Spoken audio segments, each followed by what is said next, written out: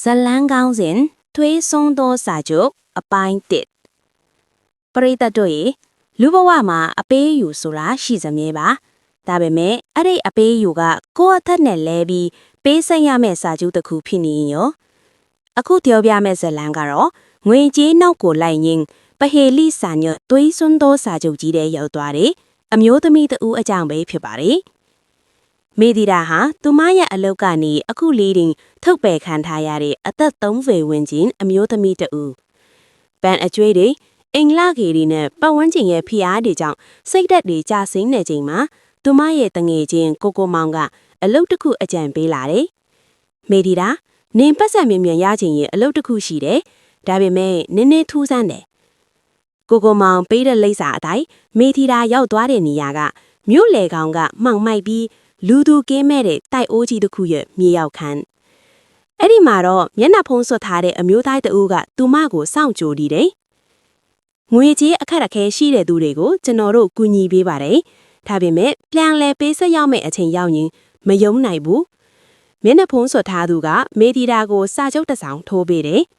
စာချုပ်ထဲမှာတော့ငွေပမာဏများစွာရရှိမှာဖြစ်ပြီးအလဲအလွယ်အနေနဲ့တနည်းမှာသူမတဲ့ပိုင်ဆိုင်မှုတစ်ခုကိုပြန်ပေးရမယ်လို့ရေးထားတယ်။ပိုင်ဆိုင်မှုတစ်ခုဆိုတဲ့စကားလုံးကရေးထားတာကလည်းလို့ဘာကိုဆိုလိုမှန်းတဲခွဲမရေးထားဘူး။ငွေလိုနေတဲ့မိဒီတာဟာဘာမှမစင်စားတော့ပဲလက်မှတ်ထိုးလိုက်တယ်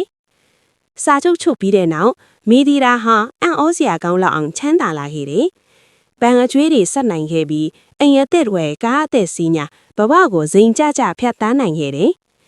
တလားလောက်ကြာရဲ့အခါမှာတော့မျက်နှာဖုံးဆွတ်လူကြီးစီကသူမစီကိုပထမဦးဆုံးဖုံးဝင်လာတယ်။မေဒီတာပေးဆက်ရမယ့်အချိန်ရောက်ပါပြီ။မင်းရဲ့ပိုင်ဆိုင်မှုတစ်ခုမင်းရဲ့ပျော်ရွှင်မှုကိုကျွန်တော်တို့ယူပါပြီ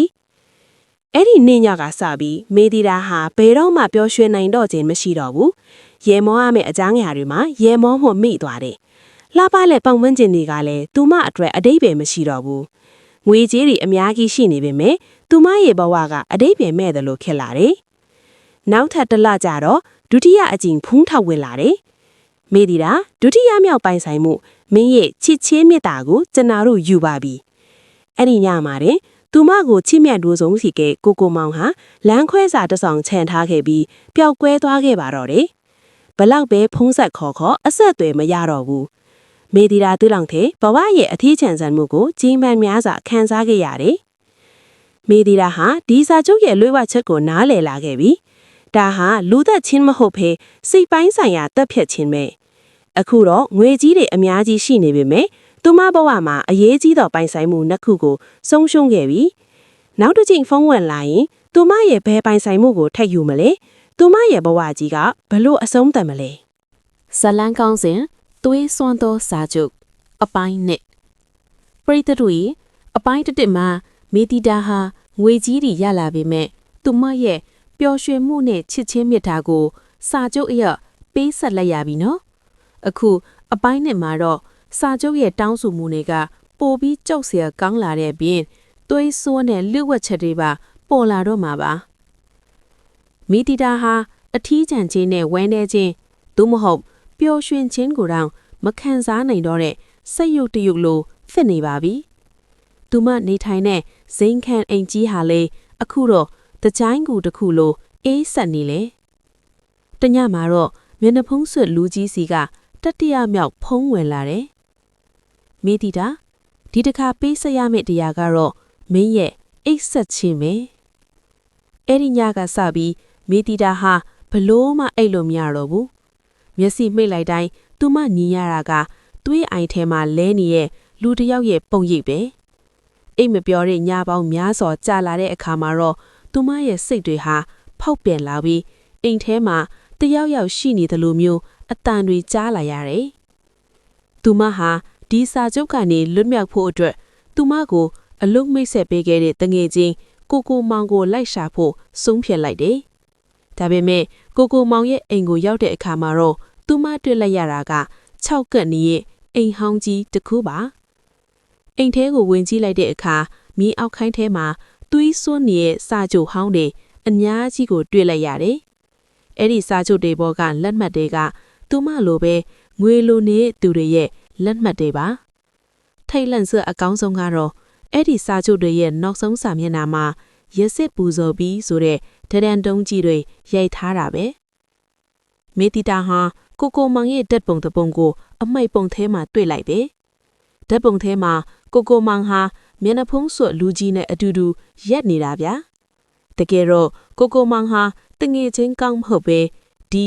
လူသက်စာချုပ်ကိုအိုင်အတွက်တားကောင်ရှာပေးနေတဲ့ပွဲစားတစ်ယောက်သာဖြစ်နေခဲ့တယ်အဲ့ဒီအချိန်မှာပဲနောက်ကနေခြေတံတစ်ခုကြားလိုက်တယ်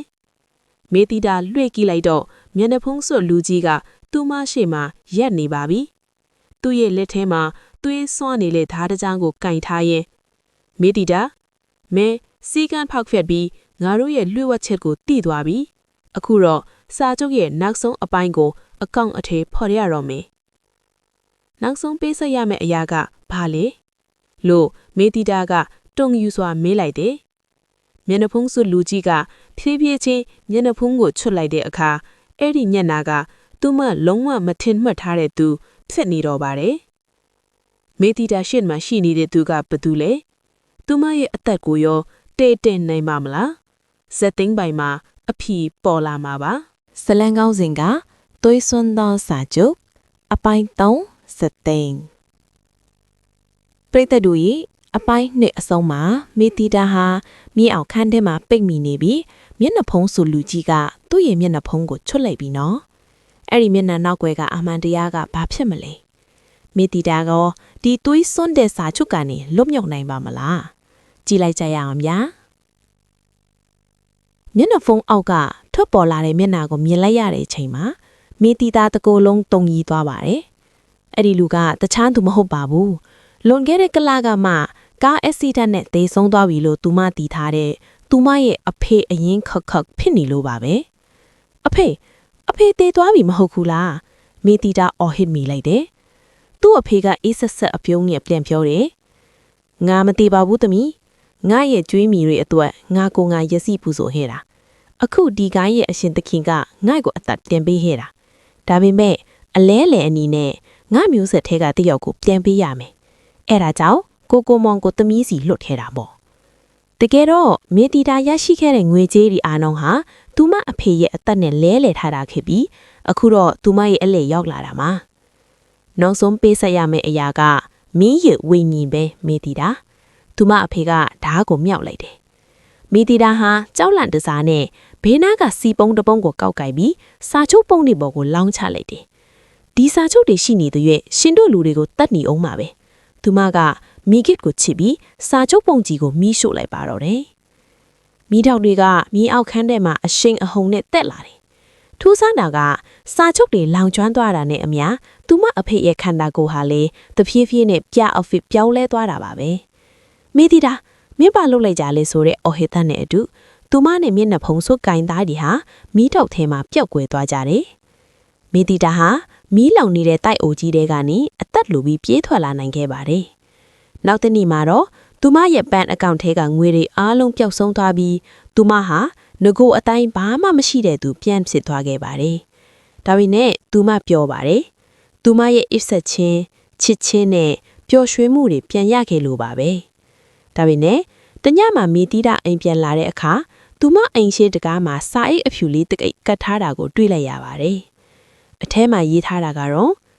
စာချုပ်ကိုမီးရှို့လို့ရပါမယ်။အကျွေးကတော့ကြံသေးတယ်တဲ့။စုပ်ပြန်နေတဲ့မျက်နှာဖုံးတစ်ခုကစာအိတ်ဘေးမှာပြုတ်ကာနေတာကိုမြင်လိုက်ရတဲ့အချိန်မှာတော့မေတီတာရဲ့အော်ဟစ်တန်ကညအမှောင်ထဲမှာပဲ့တင်ထပ်သွားမှာတော့တယ်။